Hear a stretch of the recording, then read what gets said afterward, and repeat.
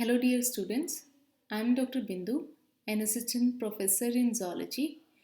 और आज इस लेक्चर में हम बात करेंगे कि वो स्टूडेंट्स जिनके पास सब्जेक्ट कॉम्बिनेशन बॉटनी, जोलॉजी और केमिस्ट्री है, मतलब बीएससी मेडिकल के जो स्टूडेंट्स हैं उनके पास ग्रेजुएशन कंप्लीट करने के बाद क्या करियर और जॉब ऑप्शंस अवेलेबल हैं. When you are pursuing BSc Medical, during 3 years, the major subjects which you study are botany, chemistry, and zoology. Other than these three subjects, you also study English, compulsory computer education, Hindi or Sanskrit, and environmental science as additional subjects during these 3 years. अब आपने higher studies के लिए जाना है या jobs pursue करना है, ये दो चीज़ों पे डिपेंड करता है. पहला कि आपका इंटरेस्ट क्या है और दूसरा आपके पास चॉइस है या नहीं.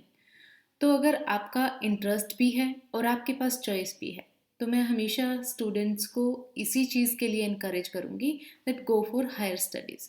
पर सबके पास फैसिलिटीज़ नहीं होती हायर स्टडीज़ के लिए, तो कुछ बच्चों को ग्रेजुएशन के बाद ही अपने आप को इंडिपेंडेंट बनाना होता है, अपने लिए खुद अर्न करना शुरू करना होता है. और कुछ स्टूडेंट्स को ज़्यादा स्टडीज़ में इंटरेस्ट नहीं होता, उन्हें अर्निंग में ज़्यादा इंटरेस्ट होता है, तो उनके पास ग्रेजुएशन के बाद बहुत सारी ऐसी जॉब्स हैं जिनकी एलिजिबिलिटी क्राइटेरिया को वो फुलफ़िल कर सकते हैं, तो उन जॉब्स के लिए वो अप्लाई कर सकते हैं.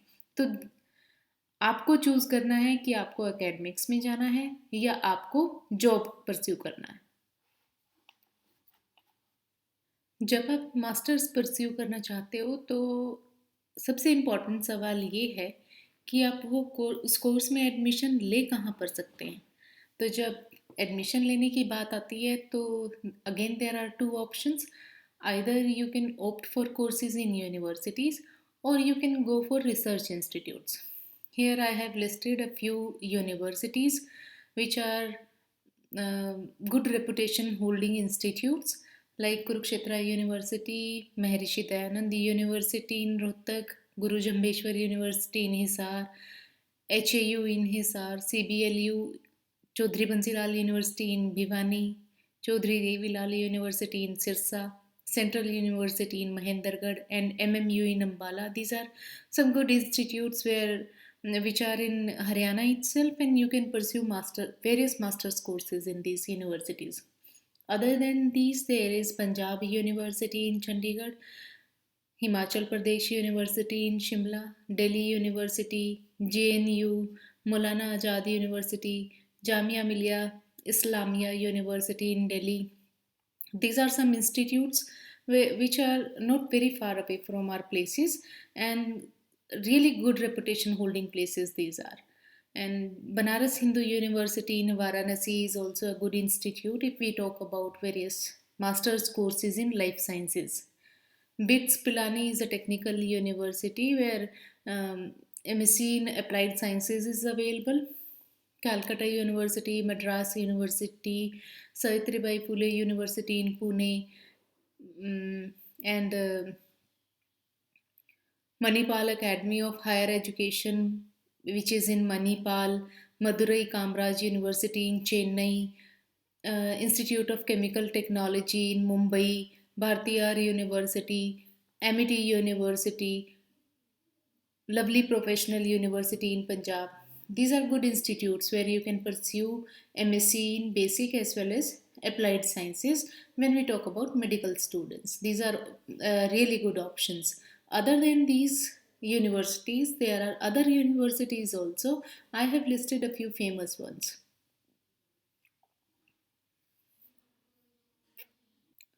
यूनिवर्सिटीज़ के बाद अगर हम रिसर्च इंस्टीट्यूट्स की बात करें तो वी आर रियली लकी, क्योंकि हमारे कुछ ही किलोमीटर्स के दायरे में बहुत ही वर्ल्ड रिनाउंड रिसर्च इंस्टीट्यूट्स जो हैं वो अवेलेबल हैं, जैसे PGI Chandigarh, IMTECH, IISER which is in Mohali. और जिन बच्चों को बॉटनी में रिसर्च में इंटरेस्ट है they can apply for MSc in Nabi. CRI Kasauli is one good institutes. अगर आप लोगों को माइक्रोबायोलॉजी में इंटरेस्ट है तो वो बच्चे सेंट्रल रिसर्च इंस्टीट्यूट कसोली में अप्लाई कर सकते हैं MSc के लिए। आपका रजिस्ट्रेशन जो है वो हिमाचल प्रदेश यूनिवर्सिटी शिमला से होगा और आप अपना रिसर्च वर्क जो है वो कंटिन्यू कर सकते हैं CRI कसोली में।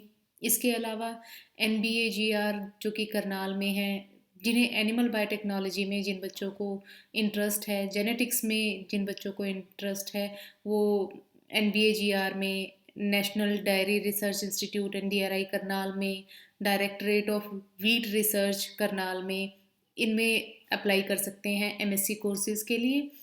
इसके अलावा wild life institute of India, जिन्हें ज़ोलॉजी में बहुत इंटरेस्ट है, वो बच्चे WII में MSc के लिए अप्लाई कर सकते हैं। फॉरेस्ट रिसर्च इंस्टीट्यूट है ये दोनों रिसर्च इंस्टीट्यूट्स जो हैं देहरादून में हैं। आप इन दोनों इंस्टीट्यूट्स में MSc कोर्सेज़ के लिए अप्लाई कर सकते हैं।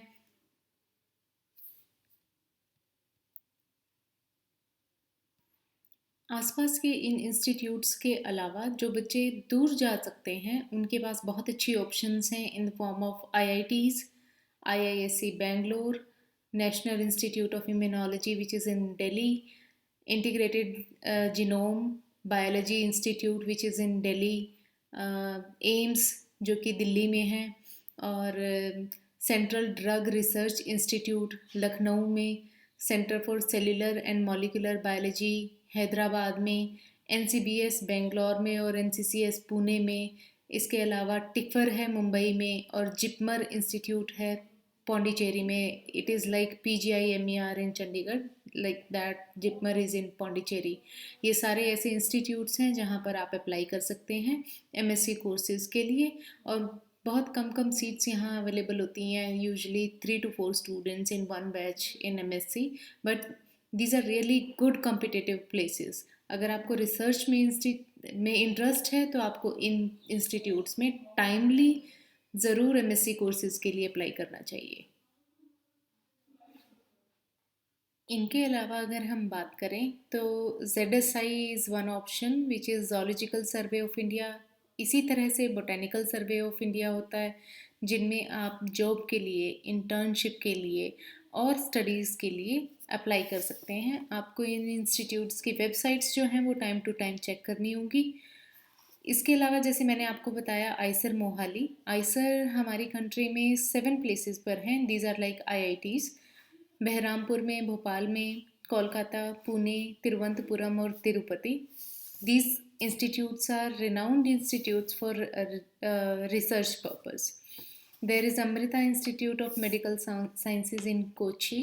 Other than these, there is Rajiv Gandhi Center for Biotechnology in Tiruvananthapuram, and there is National Institute of Mental Health and Neurosciences in Bengaluru. These are good research institutes where you can apply for MSc courses.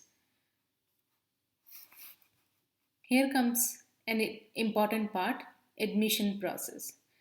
Admission in some of these institutes, they start advertising their seats in October itself. So the most important part is you must keep checking the websites for updates. Those students who are pursuing final year in BSc, they must start checking the websites because some of the forms must be already there on their website. Although due to ongoing corona pandemic, the rules and regulations and the timings have changed, but usually it starts in October and it continues till June. The admission is based in some of the institutes, it is based on merit. In other institutes, it is based on entrance exam marks, and in some universities, they take count of both merit as well as entrance exams. So, my suggestion is for final year students that start checking the websites of the universities and research institutes which I have mentioned here, and based on your interest and your inclination and the options and choices you have, you must apply for postgraduate courses in these institutes. अभी तक जो हमने discuss किया वो था कि हमारे पास BSc medical complete करने के बाद हायर स्टडीज़ के लिए क्या ऑप्शंस हैं और कहाँ-कहाँ पर ऑप्शंस हैं। अब हम बात करेंगे कि हमारे पास क्या-क्या जॉब अपॉर्चुनिटीज़ होती हैं बीएससी मेडिकल कंप्लीट करने के बाद। ये कुछ जॉब्स हैं जिनमें बीएससी या किसी कोई भी ग्रेजुएशन आप कंप्लीट करने के बाद एलिजिबिलिटी क्राइटेरिया को फुलफिल करते हैं। एजुकेशनल क्वालिफिकेशन की अगर बात की जाए, जैसे फॉरेस्ट डिपार्टमेंट में आईएफएस ऑफिसर जो है आप वो यूपीएससी के एग्ज़ाम के थ्रू क्वालिफाई कर सकते हैं। इंडियन एग्रीकल्चर रिसर्च इंस्टीट्यूट में लेबोरेटरी असिस्टेंट की पोस्ट निकलती हैं, उनके लिए रिटन एग्ज़ाम और इंटरव्यू होता है। इसके अलावा इंडियन एयर फोर्सेस में मेडिकल असिस्टेंट और ग्राउंड ड्यूटी स्टाफ में पोस्ट होती हैं, जिसके लिए एएफसीएटी एग्ज़ाम कंडक्ट किया जाता है। एम्स में नर्सिंग ऑफिसर के लिए एग्ज़ाम कंडक्ट होता है, जिसमें आप ग्रेजुएशन कंप्लीट करने के बाद आप एलिजिबल होते हो। रिज़र्व बैंक ऑफ इंडिया में ग्रेड बी ऑफिसर के लिए एंट्रेंस एग्ज़ाम और उसके बेसिस पे रिक्रूटमेंट्स होती हैं।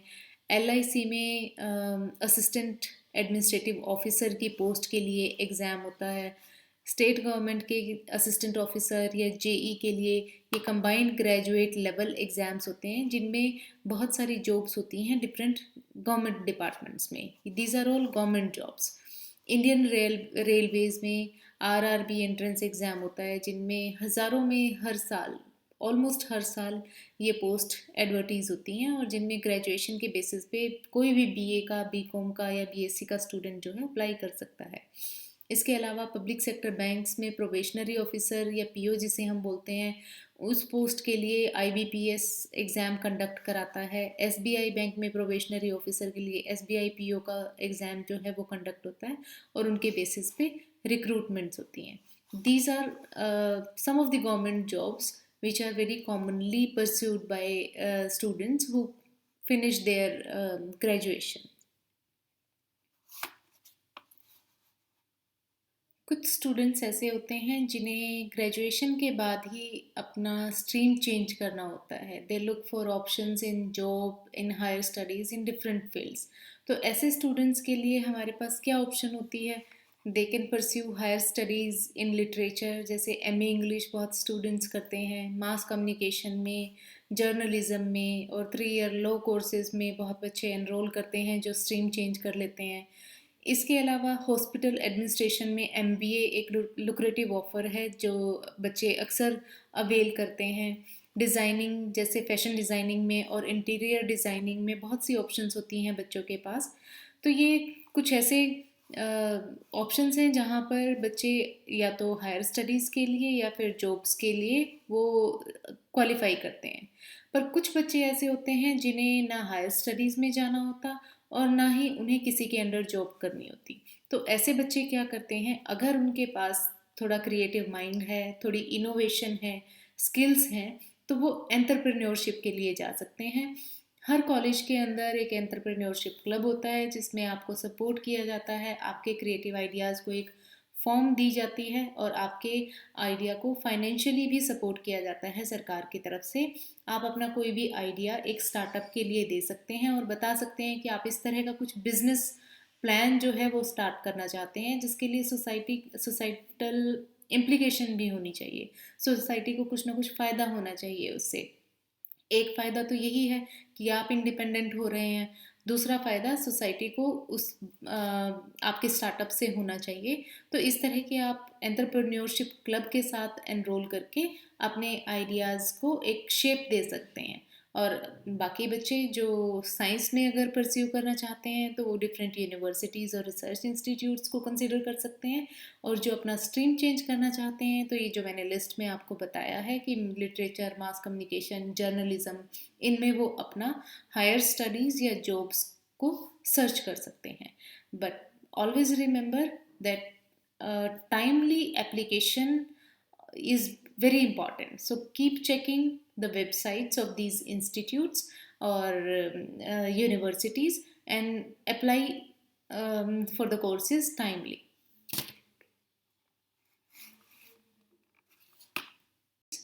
Good luck for your future endeavors. And if you have any queries regarding the institutes, universities, or whatever I discussed in this lecture, you can contact me at this email ID. I'll try to be helpful as much as possible. Thank you. All the best.